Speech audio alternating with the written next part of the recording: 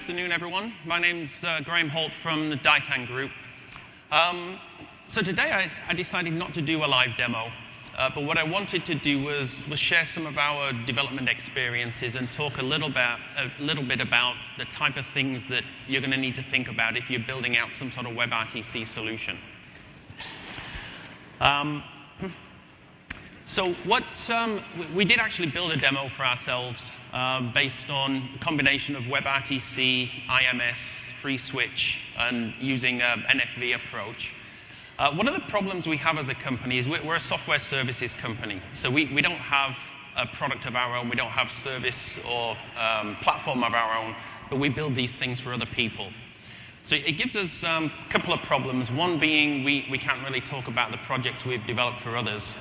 And the second being we need to be able to talk about WebRTC and show people what some of the challenges are going to be. So we built out this demo. We've been working with WebRTC for around about 18 months. And the demo is really built around most of the most common questions that people come to us with. So when they're coming with their challenges, what they're describing in their WebRTC projects. So we built this demo to be able to show the type of things that they're going to have to think about and maybe the places that we can help them. OK, so what the demo does, we implemented a pretty simple thing. It's a chat room, so a video chat room that supports 5 people. It works on PCs and Macs and mobile devices using just the Chrome browser.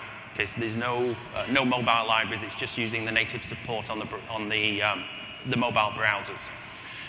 So we've got audio and video. We've got a messaging session there and screen share. And that's all pretty straightforward to do with WebRTC. So this is, these are all the things that WebRTC gives you. Where it starts to get a bit more complex is when people want to integrate with existing infrastructure. So typically they want to interoperate with existing SIP phones or SIP infrastructure, or be able to do the dial-in, dial-out to PSTN. And that's when it starts to get a bit more complicated and you need a little bit more infrastructure in the background to do those sort of things.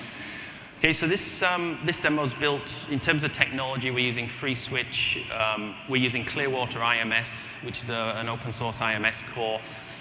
We're running this on Amazon Web Services. And everything we're doing is using open source components, and we're really just providing the glue to put that together. OK, so I put a couple of scenarios that we've worked on. So this first one is probably the most simple case when you need the interoperability.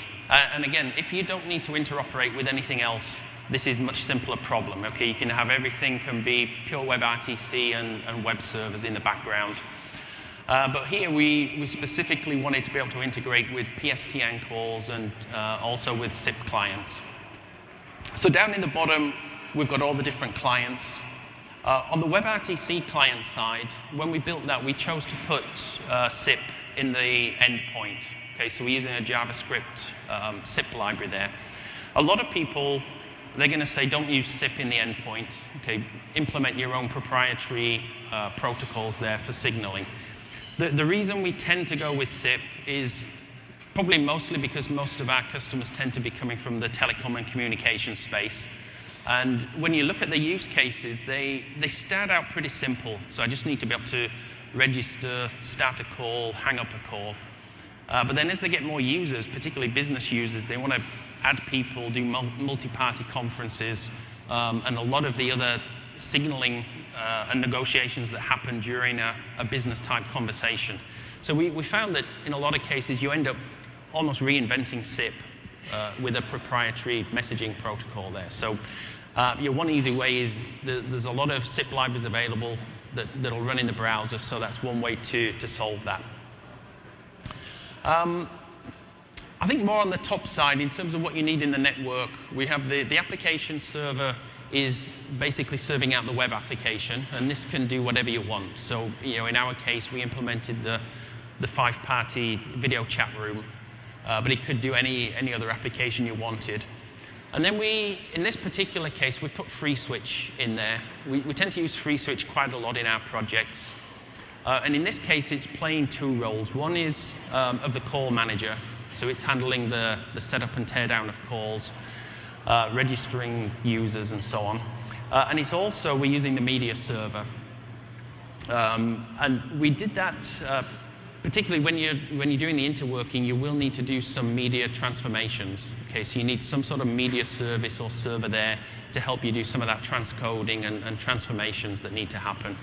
And we actually extended FreeSwitch. Natively, it's going to support audio transcoding in the media server. And we did a little extension to support video codecs there as well. I would say this is probably more a proof of concept or for small-scale deployments. It's certainly wasn't built to be a large-scale media server. So your FreeSwitch can play a role in these type of solutions, and we find it pretty useful. There's some good tools in there. But if you're looking at something larger scale, then you need something more like this scenario 2, which I'm going to show you in a second. Okay, just a quick reference there to what happens in the signaling and the media side. So across the top, we've got the signaling represented. And basically, in this case, because we're using SIP in the endpoint, we're going SIP over WebSockets. The first thing you need to do is get that out of WebSockets and put it into UDP so you can talk SIP to other devices in the network, specifically to FreeSwitch in this case. And you'll need to do some transformations there, particularly if you're going to be interoperating with PSTN, with other SIP clients. What we found is, the SDP, you need to do some manipulation just to negotiate the media stream correctly and so on. And then in the bottom, we're dealing with the media. And where you can, you want to avoid any transcoding needs. Okay, so if you can run VP8 all the way through, that's going to be great.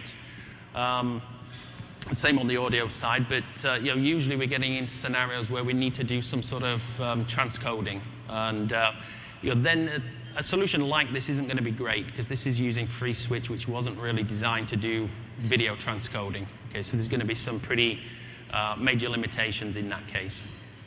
So that led us to the next scenario where we started to introduce a more high-quality media server.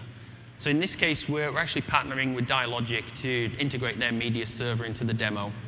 And the sort of use cases that this extends to, if you want to go from point-to-point or mesh calls up into a true hosted multi-party video session, then you're going to need something like Dialogic media server or like some of the open source media servers maybe that we're also working with.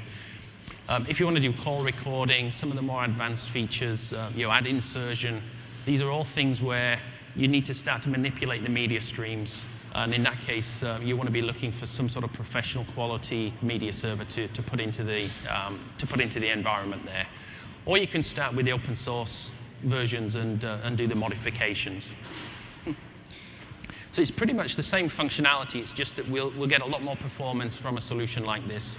And we'll be able to have a lot more flexibility in terms of being able to record calls, be able to insert ads, and so on.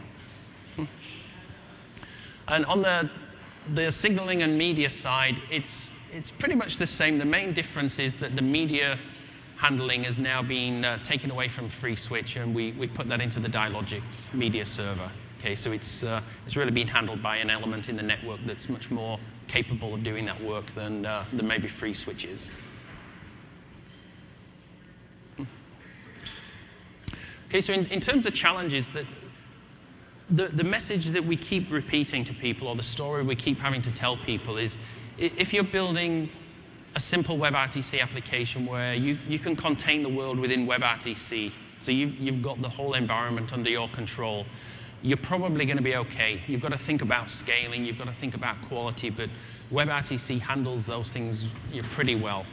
As soon as you start to go outside of that norm, though, if you want to interoperate with other type of endpoints, I talked about SIP devices and PSTN. We've done some integrations with Microsoft Link, which that gets even more interesting. But any of those scenarios, you need a lot more infrastructure in the network. So you've really got to think about what's your high-quality network going to look like in the background that's going to support that WebRTC service. Okay, so the service is obviously a much bigger thing than just the WebRTC, which is a particular part of the solution that you're putting together. And these are the things that we come across. So it's interoperability, quality, scaling, performance, and so on. Okay, I think just a final note. I mentioned IMS. We did start working about a year ago with Clearwater, which is an open source IMS implementation. We're seeing that as a pretty good option for some sort of base system, particularly if you want to be able to scale out more than you would be able to do with something like a free switch type solution. Okay, so it's got the scaling built in. So that's something that we're starting to play with and incorporating some of our projects now. And I'd recommend people to start to take a look at that. Okay, so that was a very quick sharing of some of our experiences. I think we're here at table 205. So if you've got some project ideas in mind, you want to have some help about how you might go about doing that, please come along, have a chat with us, and we'll see if we can help you. Okay, thank you very much.